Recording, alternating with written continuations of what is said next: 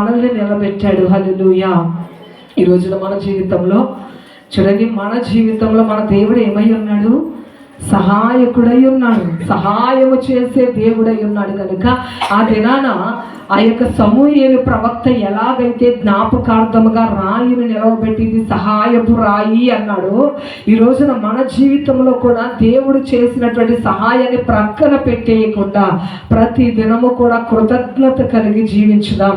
ఈ 2025వ సంవత్సరం అంతా కూడా దేవాది దేవుడు ఇశ్రాయేలీయులను అణిచివేస్తున్నటువంటి ఫిలిష్తీయ జనాంగం మీద, ఫిలిష్తీయ సామ్రాజ్యం మీద ఏ రీతిగా అయితే దేవాది దేవుడు ఇశ్రాయేలీయులకు విజయం ఇచ్చాడో, దేవుని యొక్క బిడ్డలమైన మనందరికీ కూడా ఫిలిష్తీయులాగా మనల్ని ఏది ఏలుబడి చేస్తుందో, ఏ కన్నీటి అనుభవము, ఏ లోటు, ఏ కొరత, ఏ కొదవ ఏలుబడి చేస్తుందో అదంతా కూడా యేసు నామములో దేవుడు సహాయం చేసి కొట్టివేసి విజయవంతంగా మన సంఘాన్ని దేవుడు నిలబెట్టును గాక. ఆమేన్, ఆమేన్. ప్రార్థన.